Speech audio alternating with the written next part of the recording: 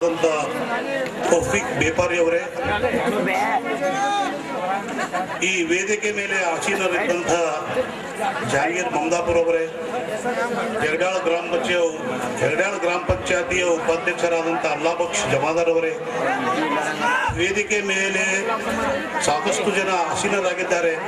ಪ್ರತಿಯೊಬ್ಬರ ಹೆಸರನ್ನು ತೆಗೆದುಕೊಳ್ಳಲು ಸಮಯವಿಲ್ಲದ ಕಾರಣ ಎಲ್ಲ ಗಣ್ಯರಿಗೂ ಹಾಗೂ ವೇದಿಕೆ ಮೇಲೆ ಆಸೀನರಾದಂತಹ ಸರ್ವರಿಗೂ, ವೇದಿಕೆ ಮುಂದುಗಡೆ ಆಸೀನರಾದಂತಹ ಈ ಊರಿನ ಸರ್ವ ಧರ್ಮದ ಗುರು ಹಿರಿಯರಿಗೂ, ತಾಯಂದಿರರಿಗೂ, ಸಹೋದರ ಸಹೋದರಿಯವರಿಗೂ, ಯುವ ಸಮೂಹದವರಿಗೂ ನನ್ನ ಅನಂತ ಧನ್ಯವಾದಗಳನ್ನು ಅರ್ಪಿಸುತ್ತಾ, ನೀವೆಲ್ಲರೂ ಈ ಜನಮೆಚ್ಚಿದ ಜಮೀನ್ದಾರ ಎಂಬ ಸುಂದರ ಸಾಮಾಜಿಕ ನಾಟಕವನ್ನು ನೋಡಲು ಬಹಳ ಮಾತನಾಡದೆ ಒಂದೇ ಒಂದು ವಿಷಯವನ್ನು ತಮ್ಮ ಮುಂದೆ ತೋಡಿಕೊಳ್ಳುತ್ತೇನೆ.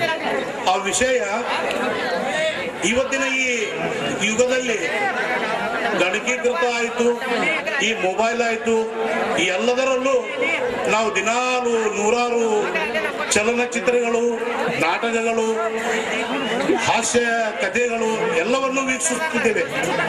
ಬಟ್ ನಿಜವಾಗಿ ಈ ನಾಟ್ಯ ಕಲಾಕಾರರು ತಮ್ಮ ಎದುರಿಗೆ ಸಾಕ್ಷಾತ್ವಾಗಿ ಈ ನಾಟಕದ ಕಲೆಯನ್ನು ತಮ್ಮ ಎದುರಿಗೆ ಪ್ರದರ್ಶಿಸುತ್ತಾರೆ. ಅದು ದೊಡ್ಡ ಸಾಧನೆಯ ಕೆಲಸ.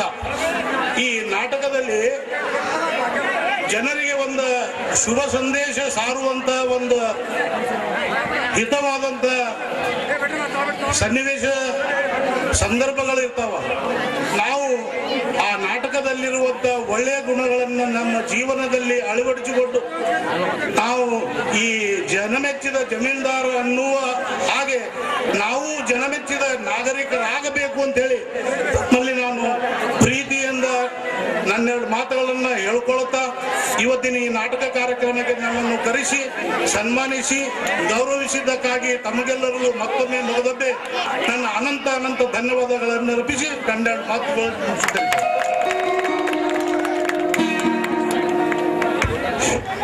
ಸನ್ಮಾನ್ಯ ಶ್ರೀ ಎಸ್.ಎಲ್. ಕೊಟ್ನೂರ್ ಸಾಹೇಬರಿಗೆ ತಮ್ಮೆಲ್ಲರ ಪರವಾಗಿ ಅನಂತ ಧನ್ಯವಾದಗಳನ್ನು ಅರ್ಪಿಸ್ತಾ ಇದ್ದೇನೆ.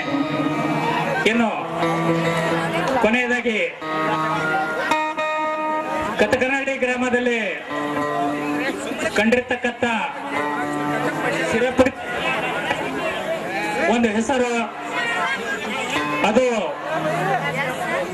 ಕತಕನಹಳ್ಳಿ ಗ್ರಾಮದ ಜಮಾತದ ಅಧ್ಯಕ್ಷರಾಗಿರ್ತಕ್ಕಂಥ ದಿವಂಗತ ಇಕ್ಬಾಲ್ ಬೇಪಾರಿ ಸಾಹೇಬರು. ಪ್ರತಿ ವರ್ಷ ಇಕ್ಬಾಲ್ ಬೇಪಾರಿ ಸಾಹೇಬರು ಈ ಗ್ರಾಮಕ್ಕೆ ಆಗಮಿಸಿ ಇಲ್ಲಿ ನಡೆಯತಕ್ಕಂಥ ಎಲ್ಲ ಕಾರ್ಯಕ್ರಮಗಳೆಲ್ಲ ಭಾಗವಹಿಸಿ ಈ ಗ್ರಾಮದಲ್ಲಿ ಶಾಂತಿ, ಸೌಹಾರ್ದತೆ ಹಾಗೂ ಕೌಮ ಸೌಹಾರ್ದತೆಯನ್ನ ನೆಲೆಗೊಂಡಿರ್ತಕ್ಕಂಥ ಕಾರಣೀಕರ್ತರಾದವರು ದಿವಂಗತ ಇಕ್ಬಾಲ್ ಬೇಪಾರಿ ಸಾಹೇಬರು. ಇವತ್ತಿನ ದಿವಸ ಇಕ್ಬಾಲ್ ಬೇಪಾರಿ ಸಾಹೇಬರು ನಡೆದು ಬಂದ ಹಾದಿಯಲ್ಲಿ ಅವರ ಪುತ್ರರಾದಂತ ಸನ್ಮಾನ್ಯ ಶ್ರೀ ತೌಫೀಕ್ ಬೇಪಾರಿ ಅವರು ಕೂಡ ಅವರ ಹೆಸರನ್ನು ಉಳಿಸಿ ಬೆಳೆಸುವುದರಲ್ಲಿ ತಮ್ಮ ಕಾಲವನ್ನ ಕಳೀತಾ ಇದ್ದಾರೆ. ಇವತ್ತಿನ ದಿವಸ ಅವರು ಕೂಡ ಇಕ್ಬಾಲ್ ಬೇಪಾರಿ ಸಾಹೇಬರ ಸ್ಥಾನದಲ್ಲಿ ನಿಂತುಕೊಂಡು ಒಂದೆರಡು ಮಾತುಗಳನ್ನ ಈ ಗ್ರಾಮದ ಜನರ ಪರವಾಗಿ ಹೇಳ್ಬೇಕಂತ ತಮ್ಮಲ್ಲಿ ವಿನಂತಿ ಪೂರ್ವಕವಾಗಿ ಕೇಳ್ಕೊಳ್ತಾ ಇದ್ದೇವೆ. ತಾವು ಹಿಂದಿಯಲ್ಲಾದ್ರೂ ಮಾತಾಡಬಹುದು, ಕನ್ನಡದಲ್ಲಿ ಆದರೂ ಮಾತಾಡಬಹುದು. ಜನರ ಅಪೇಕ್ಷೆ ಮೇರೆಗೆ ಒಂದೆರಡು ಮಾತುಗಳನ್ನು ಹೇಳ್ಬೇಕಂತ ತಮ್ಮಲ್ಲಿ ವಿನಂತಿ ಪೂರ್ವಕವಾಗಿ ಮತ್ತೊಮ್ಮೆ ಮುಗಿದೊಮ್ಮೆ ಕೇಳ್ಕೊಳ್ತಾ ಇದ್ದೇವೆ.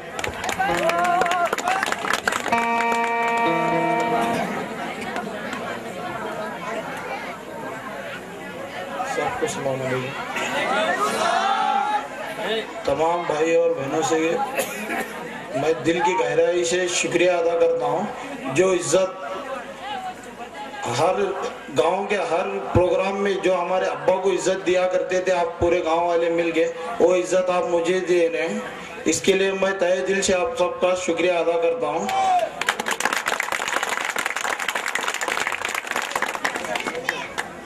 और ऐसे बहुत सारे प्रोग्राम हैं जो हमारे हिंदू भाई के भी हैं, हमारे मुसलमान भाई के भी हैं, जो हम उनके प्रोग्राम में शिरकत होते हैं, वो हमारे प्रोग्राम को अटेंड करते हैं। ये ऐसी एक मोहब्बत है इस गांव में जो किसी भी गांव के अंदर देखी नहीं जा सकती, जो हर बात से हर एक के साथ में हर एक जोड़ के चलने की बात करते हैं। आप सभी का मैं फिर से एक बार शुक्रिया अदा करता हूं, आपने मुझे 2 बात करने का मौका दिया। अस्सलाम वालेकुम। ಸನ್ಮಾನ್ಯ ಶ್ರೀ ತೌಫಿಕ್ ಬೇಪಾರಿ ಸಾಹೇಬರಿಗೆ ಅನಂತ ಧನ್ಯವಾದಗಳು.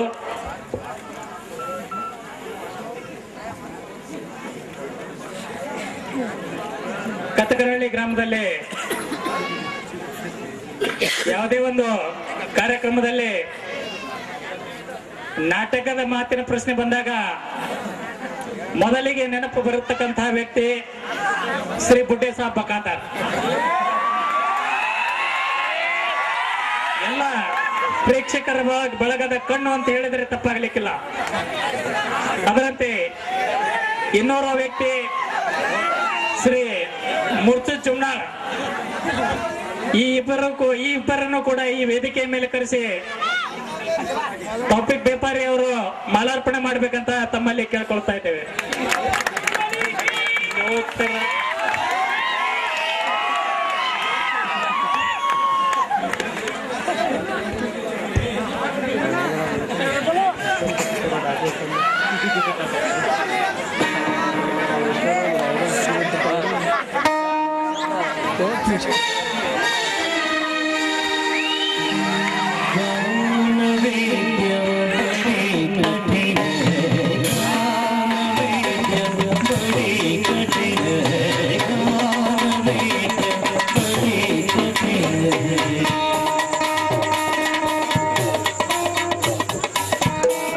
ಇನ್ನು ಈ ಕಾರ್ಯಕ್ರಮದ ಕೊನೆಯ ಹಂತ, ಇನ್ನು ವಂದನಾರ್ಪಣೆ ಕಾರ್ಯಕ್ರಮ. ಮೊದಲನೇದಾಗಿ ವೇದಿಕೆ ಮೇಲೆ ಆಸೀನರಾಗಿರ್ತಕ್ಕಂಥ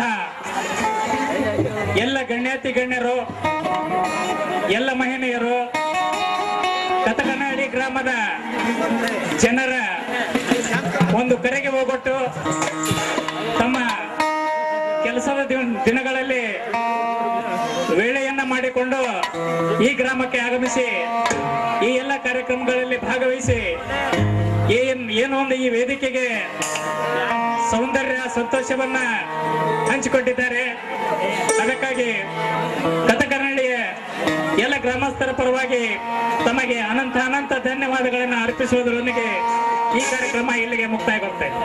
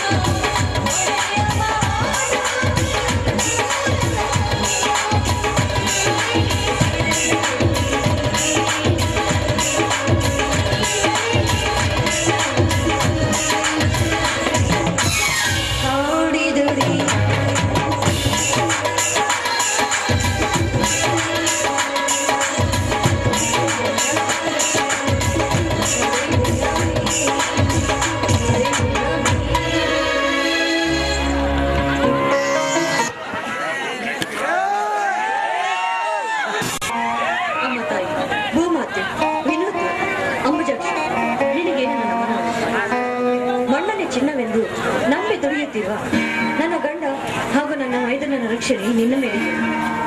ಮಣ್ಣೆಯಿಂದ ಚಿನ್ನವೆಂಬುವರು ಹೊಲದಲ್ಲಿ ಹೊರದಿರ್ತೀವ. ಈ ನಮ್ಮ ಕುಲದಲ್ಲಿ ನನ್ನ ಗಂಡ ನನ್ನ ಮೈದ ಮತ್ತು ಕಷ್ಟಪಟ್ಟು ದುಡಿಸಿದ್ದರು. ಅವರನ್ನು ಕಾಪಾಡುವ ಹೊಣೆ ನಿನ್ನ ಮೇಲೆ. ನಿನಗೆ ನನ್ನ ಕೋಟಿ ಪ್ರಣಾಮ ಮಾಡುದು.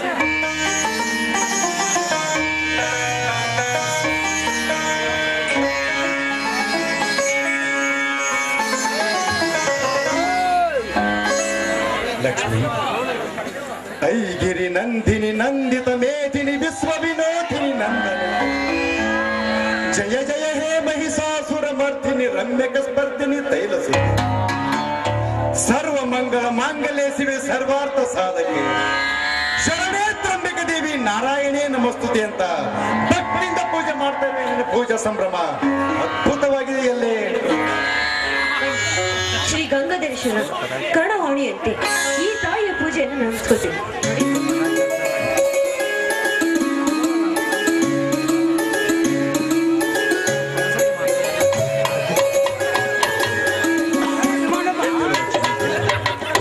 ಈ ನಿನ್ನ ಅಚಲವಾದ ಭಕ್ತಿಯಿಂದ ಮಹಾಪುರುಷರ ಶಕ್ತಿಯಿಂದ ನಮ್ಮೆಲ್ಲರ ರಕ್ತದ ಕಣಗಳಲ್ಲಿ ಆವರಿಸಿ ಮುಕ್ತಿ ಬಿಡುವ ಮುಟುಕಕ್ಕೆ ಕುಟಿಲ ಪರಮೇಶ್ವರಿ ಅವನ ನವಶಕ್ತಿ ಮಾತೆ ಅವತರಿಸಿ ಚಿನ್ನ ಬೆಳೆಯುವ ನಮ್ಮ ವಶಕ್ಕೆ ಮಳೆರಾಯನನ್ನೇ ಕಳಿಸಿಕೊಟ್ಟರು.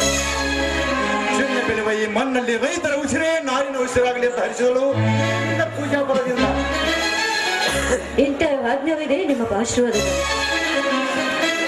ಲಕ್ಷ್ಮಿ, ಹೆಣ್ಣು ಮಣ್ಣಿಗಾಗಿ ಕುರುಕ್ಷೇತ್ರ ಯುದ್ಧವಾದರೂ ಸಹ ಪಾಂಡವರ ಧರ್ಮ ಭಕ್ತಿಗೆ ಶ್ರೀಕೃಷ್ಣ ಅಕ್ಷಯ ಪಾತ್ರ ನೀಡಿ ಕಾಪಾಡಿದಂತೆ ನನಗಿಂದು ಈ ನಿನ್ನ ಪೂಜಾ ಪದವೇ ಸರಿ. ಅಂದ್ರೆ ಲಕ್ಷ್ಮಿ, 3 ವರ್ಷ ಮಳೆ ಗತಿಸಿ ಹೋದರೂ ಸಹ ಈ ವರ್ಷದ ಅಲ್ಪ ಸ್ವಲ್ಪದ ಮಳೆಯಲ್ಲಿಯೂ ಕೂಡ ನಮ್ಮ ಹೊಲದಲ್ಲಿ ತೊಗರಿ ಮತ್ತು ದ್ರಾಕ್ಷಿ ಬೆಳೆ ಸಂಪೂರ್ಣ ಬೆಳೆ ಬಂದು ಕರ್ನಾಟಕದ ಇತಿಹಾಸದಲ್ಲಿ ನನ್ನನ್ನ ಗುರುತಿಸುವಂತೆ ಮಾಡಿದಳು ಈ ನಿನ್ನ ತಾಯಿ. ನಿಮ್ಮ ಮಾತಿನಲ್ಲಿ ಏನು ಗುಟ್ಟಿನಂತಿದೆಯಲ್ಲ? ಗುಟ್ಟಲ್ಲ ಲಕ್ಷ್ಮಿ, ಗುಟ್ಟಲ್ಲ, ಪ್ರಶಸ್ತಿಯ ಗರಿ ಬಂದಿದೆ. ಯಾಕೆಂದರೆ ಉತ್ತಮ ರೈತನೆಂದು ಕರ್ನಾಟಕ ಸರ್ಕಾರ ನನಗೆ ಪ್ರಶಸ್ತಿ ಕೊಟ್ಟು ದೊರಕಿಸಿತು ಈ ನಿನ್ನ ಪೂಜಾ ಬರಲಿಲ್ಲ. ಸಂತೋಷವಾಯ್ತು, ತುಂಬಾ ಸಂತೋಷವಾಯ್ತು. ಮತ್ತು ರೈತನೇ ರಾಷ್ಟ್ರದ ಸಂಪತ್ತು ಎಂಬ ಬಿರುದು ನಿಮಗೆ ಗೊತ್ತಲ್ಲ. ನಿಮಗೆ ಸತಿಯಾಗಿ ಬಂದ ನಾನೇ ಭಾಗ್ಯವಂತಳು. ಅಷ್ಟೇ ಅಲ್ಲ ಲಕ್ಷ್ಮಿ, ಪತಿರೋಜೆ ಪಟ್ಟ ಹೊತ್ತು ಪತಿಯ ಪಾದಕ್ಷೆ ಸೇವಕ್ತಳಾಗಿ ಪತಿಯ ಪರದೈವ ಪತಿಯಿಂದಲೇ ಸರ್ವಸ್ವವೆಂದು ತಿಳಿದು ನನ್ನ ಕೆಲಸಕ್ಕೆ ಕೀರ್ತಿಯಾದ ನೀನು ಸಾಮಾನ್ಯಳೆ.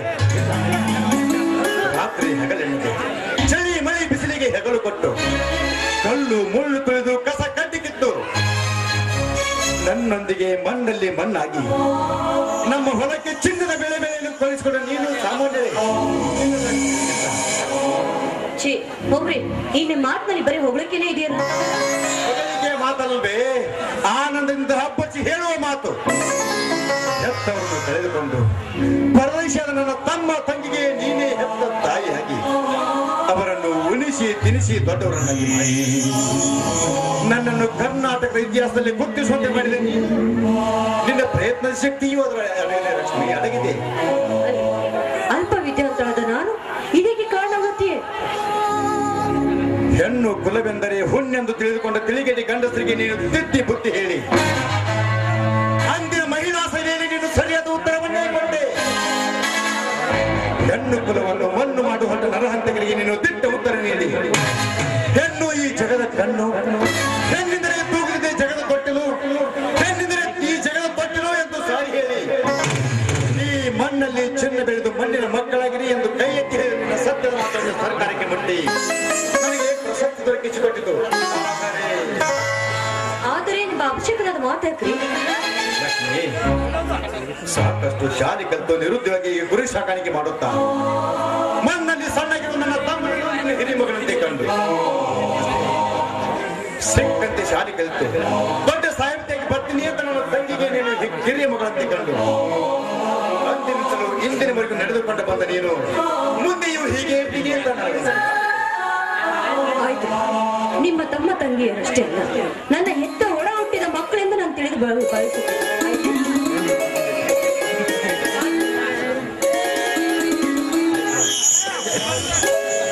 ಹೆತ್ತವರು ಪರದೇಶ ತಮ್ಮ ತಂಗಿಗೆ ಹೆತ್ತ ತಾಯಿಗಿಂತ ಚೆನ್ನಾಗಿ ನೋಡ್ಕೊಳ್ತೀನಿ. ಈ ರೈತನಿಗೆ ಇನ್ನೇನು ಬೇಕು ಲಕ್ಷ್ಮಿ? ನನಗೆ ಎಷ್ಟೇ ಆಸ್ತಿ ಐಶ್ವರ್ಯ ಇದ್ರು ನನಗಿರುವ ಆಸ್ತಿ ಅಂದ್ರೆ ಬೇರೆನೆ. ಯಾವ್ದ್ರಿ ಅದು? ಈ ನಿನ್ನ ಪ್ರೀತಿ ಲಕ್ಷ್ಮಿ. ಈ ಜೀವನವೇ ಬೇಡವೆಂದು ತಿಳಿದು ಬಡತನದಲ್ಲಿ ಬಸವಳಿದು ಬಂದ ನನ್ನ ಹೊಸ ಬದುಕಿಗೆ ವಿಷಯ ಆಸೆ ಕನಸುಗಳ ಮನದ ಬರು ಭೂಮಿಯಲ್ಲಿ ಪ್ರೀತಿಯ ಜಲೋದರ್ಶಿಯ ಬಾಮಾಮಣಿ, ಚಿಂತಾಮಣಿ, ಕಾಮ ನರಗಿನಿ, ಮುದ್ದಿನ ಮಣಿ, ಕರಿಮಣಿ, ರಮಣಿ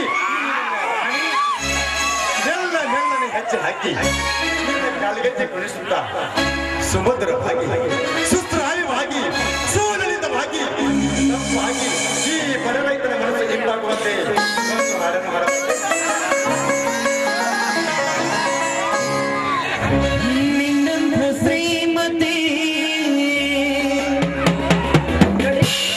ನೀವು ತರ ಎಲ್ಲ ಮಾತಾಡ್ತಿದ್ದೆ ನಂಗೆ ತುಂಬಾ ನಾಚಿಕೆ ಆಗುತ್ತೆ.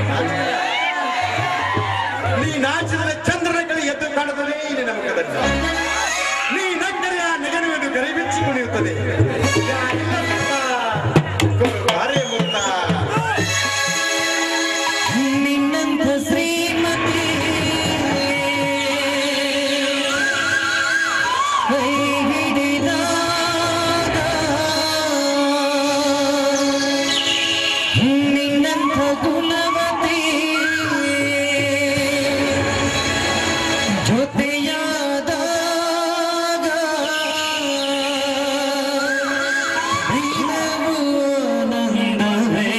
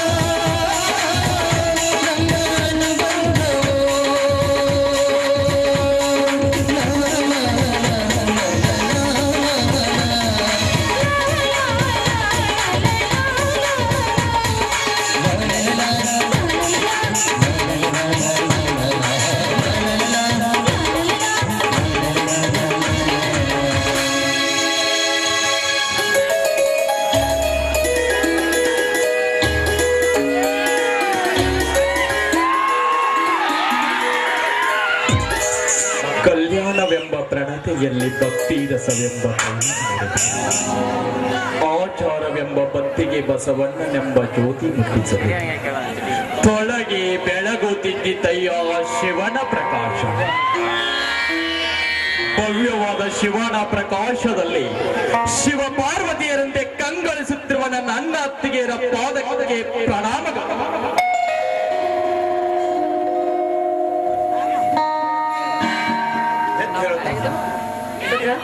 ಇವಾಗ ಬಂದಿನ ತಮ್ಮ ದೇವರಿಗೆ ನಮಸ್ಕಾರ ಮಾಡೋದು, ಆ ಮೈಬೂಸುಬಾರಿಗೆ ನಮಸ್ಕಾರ ಯಾಕೆಂದ್ರೆ ಇವತ್ತು ಮೈಬೂಸುಬಾನಿಯ ಹೊರಸು. ಊರಿನ ಜನರಿಗೆ ತುಂಬಾ ಹರ್ಷ ದಿನ. ನೀವು ನಮಸ್ಕಾರ ಮಾಡಿ ಸದಾ ತೆಗೆದುಕೊಳ್ಳಿ. ಗಜ ಚರ್ಮಾಂಬರ ಗೌರಿ ಮಹೇಶ್ವರ ಗಣಪತಿ ಪಿತ ಸತಿ ಪಾರ್ವತಿ ಪತಿ ಶಿವಶಂಕರ ಹರವರ ಗಂಗಾಧರ ನಟವರ ಈಶ್ವರ ರುದ್ರ ಭಯಂಕರ ಶಿವ ಭಯಂಕರ ಗಿರಿಜಾ ವಲ್ಲಭ ಡಮರು ತ್ರಿಶೂಲ ಉರುಗವ ಧರಿಸಿದ ನಂಜುಂಡೇಶ್ವರ.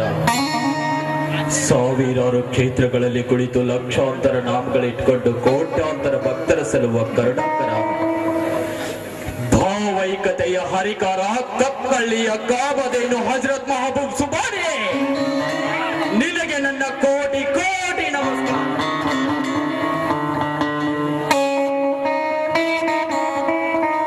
ಅಣ್ಣ, ನಸುಕಿನ 4 ಗಂಟೆಗೆ ಎದ್ದೆ, ಕುಸ್ತಿ ಪ್ರಾಕ್ಟೀಸ್ ಮುಗಿಸಿದೆ, ಮೇಲಿನ ತೋಟಕ್ಕೆ ಹೋಗಿ ನೀರು ಕೂಡ ಹಾಯಿಸಿದೆ, ಕಾಲೇಜಿಗೆ ಹೋಗಿ ತಂಗಿನ ಕರ್ಕೊಂಡು ಬರೋಷ್ಟವರೆಗೆ ಇಷ್ಟ ಆಯ್ತು ನೋಡೋಣ. ನೀನ್ ಓದ್ರೆ ಚೆನ್ನಾಗಿ ಮುಗಿತೀನಮ್ಮ. ಹೌದೌದ್ಗೆ ಕ್ಲಾಸಿಗೆ ಫಸ್ಟ್ ಬರೋದ್ರಲ್ಲಿ ಸಂದೇಹವೇ ಇಲ್ಲ ನೋಡಿ. ನಿಮ್ಮ ಸುಖದ ಸಂತೋಷವೇ ನನ್ನ ಸಂತೋಷ. ಆ ದೇವರು ನಿಮ್ಮನ್ನು ಹೀಗೆ ಇಟ್ಟಿರಲಿ. ಧರ್ಮರಾಜನಂತಿರುವ ನಿಮ್ಮ ಧರ್ಮ ರೀತಿಯಲ್ಲಿ ಭೀಮನಂತೆ ನಾನು ನಿಮ್ಮ ನಿಷ್ಠೆಯನ್ನು ಪರಿಪಾಲಿಸಿ ಬಾಳ್ತೀನಿ. ರಾಮ ಸೀತೆಯಂತಿರುವ ನಿಮ್ಮ ಪವಿತ್ರವಾದ ಪಾದದಲ್ಲಿ ರಾಮ ಭಕ್ತ ಹನುಮಂತನಂತೆ ಹಣೆ ಇಟ್ಟು, ಲಕ್ಷ್ಮಣನಂತೆ ಬೆಂಬಲವಿಟ್ಟು, ಶ್ರೀರಾಮಚಂದ್ರನ ಪಾದುಕೆಯನ್ನು ಹೊತ್ತ ಭರತನಂತೆ ನಿಮ್ಮ ಶ್ರೀಪಾದ ಹೊತ್ತು ಈ ಮಣ್ಣಿನ ಋಣ ತೀರಿಸ್ತೀನಲ್ಲ. ಹೌದಪ್ಪ, ಈ ಪ್ರಶಸ್ತಿಗೆ ಪೈಪೋಟಿ ನೀಡಿರುವ ಚಕ್ರವರ್ತಿ ಚಂದ್ರಕಾಂತ್ ನಮಗೆ ಸೇಡಿನ ಬಿರುಗಾಳಿ ಬೀಸಬಹುದು. ನಾನು ಮಾತನಾಡಿಸ್ಕೊಳ್ತೇನಪ್ಪ. ಒಂದು ಮಾತು ನಡೆಸಿಕೊಡು ಅಂತ ನೀನು ವಿನಯದಿಂದ ಕೇಳೋದ? ಇಲ್ಲಪ್ಪ ಅಣ್ಣ, ನೀನಾಡುವ ಈ ಮಾತನ್ನ ಕೇಳಿದ್ರೆ 12ನೇ ಶತಮಾನದಲ್ಲಿ ಕಲ್ಯಾಣದಲ್ಲಿ ನಡೆದ ಒಂದು ಘಟನೆ ನೆನಪಿಗೆ ಬರುತ್ತೆ. ಅಣ್ಣ, ಕಲ್ಯಾಣದಲ್ಲಿ ಬಸವಣ್ಣನವರು ನಡೆದು ಹೋಗುವ ಬೀದಿಯಲ್ಲಿ ಸಮಗಾರ ಹರಳಯ್ಯ ಚಪ್ಪಲಿ ಹೊಲಿಯುವ ಕಾಯಕವನ್ನ ಮಾಡ್ತಾ ಇದ್ದ. ಆಗ ಬಸವಣ್ಣನವರನ್ನ ನೋಡಿದ ಹರಳಯ್ಯ ಶರಣಾರ್ಥಿ ಬಸವಣ್ಣ ಎಂದನಂತೆ. ಅದಕ್ಕೆ ಪ್ರತಿಯಾಗಿ ಶರಣು ಶರಣಾರ್ಥಿ ಹರಳಯ್ಯನವರೇ ಎಂದರಂತೆ ಬಸವಣ್ಣನವರು. ಆಗ ಹರಳಯ್ಯನಿಗೆ ಪಶ್ಚಾತ್ತಾಪವಾಯಿತು. ನಾನು ಒಂದು ಸಾರಿ ಶರಣಾರ್ಥಿ ಎಂದರೆ ಶರಣು ಶರಣಾರ್ಥಿ ಎನ್ನುವ ಇವನೆಂತ ಶರಣ ಎಂದು ಅವನ ಮಾಡಿದ ತಪ್ಪಿಗೆ ಬಸವಣ್ಣನಿಗೆ ಏನಾದ್ರೂ ಕಾಣಿಕೆ ಕೊಡಬೇಕು ಅಂತ ತನ್ನ ಬಲಗಾಲಿನ ಚರ್ಮವನ್ನ ತೆಗೆದು ಬಲಗಾಲಿನ ಚಪ್ಪಲಿ ಮಾಡಿ, ಎಡಗಾಲಿನ ತೊಡೆಯ ಮೇಲಿನ ಚರ್ಮವನ್ನ ತೆಗೆದು ಎಡಗಾಲಿಗೆ ಹಾಕುವ ಚಪ್ಪಲಿ ಮಾಡಿ ಬಸವಣ್ಣನವರ ಮುಂದೆ ನಿಂತು ಹೇಳಿದಂತೆ, ನಿನಗೆ ಕೊಡುವ ಕಾಣಿಕೆಯಾಗಿ ನನ್ನ ತೊಡೆಯ ಚರ್ಮವನ್ನ ತೆಗೆದು ಮಾಡಿದ ಚಪ್ಪಲಿ ನಿನ್ನ ಕಾಲಿಗೆ ಸೇರ್ಬೇಕು. ಆಗ ಬಸವಣ್ಣನವರು ಹೇಳಿದ್ರಂತೆ, ನಿನ್ನ ತೊಡೆಯ ಮೇಲಿನ ಚರ್ಮವನ್ನ ತೆಗೆದು ಮಾಡಿದ ಚಪ್ಪಲಿ ನನ್ನ ಕಾಲಿಗೆ ಸೇರಬೇಕಾಗಿಲ್ಲ, ನನ್ನ ಗುರುದೇವ ಕೂಡಲ ಸಂಗಮನಾಥನ ಪಾದಕ್ಕೆ ಸೇರಬೇಕಾದ ಪಾದ ರಕ್ಷೆ ಎಂದು ತಲೆ ಮೇಲಿಟ್ಕೊಂಡಂತೆ. ಹೇಳದ ಆ ಮಾತಿನ ಮಾರ್ಗದರ್ಶನದಂತೆ ನೀನು ಕಾಲಿಂದ ತೋರಿಸಿದ ಕಾಯಕವನ್ನು ತಲೆಯಿಂದ ಹೊತ್ತು ತರ್ತೀನಿ. ಸಹನೆ ನಿನ್ನದಾದರೆ ಸಕಲವೂ ನಿನ್ನದೇ, ವಿನಯ ವಿಜಯವೂ ನಿನ್ನದೇ. ಧರ್ಮ ರಕ್ಷಿತೆ ರಕ್ಷಿತು ಅಂತ ಹೇಳ್ತಾರೆ. ಅದಕ್ಕಾಗಿ ಹಲವಾರು ತಲೆಮಾರಿನಿಂದ ಧರ್ಮವನ್ನು ಉಳಿಸಿಕೊಂಡು ಬಂದ ಕುಟುಂಬವಪ್ಪ ನಮ್ಮದು. ಆ ಧರ್ಮವನ್ನು ಉಳಿಬೇಕಾದ್ರೆ ನೀನು ನಿತ್ಯ ಸತ್ಯಕ್ಕೆ ಹೆಗಲು ಐಕ್ಯವನ್ನ ಮಾಡಿ ತರ್ತೀನಿ ಅದಕ್ಕೂ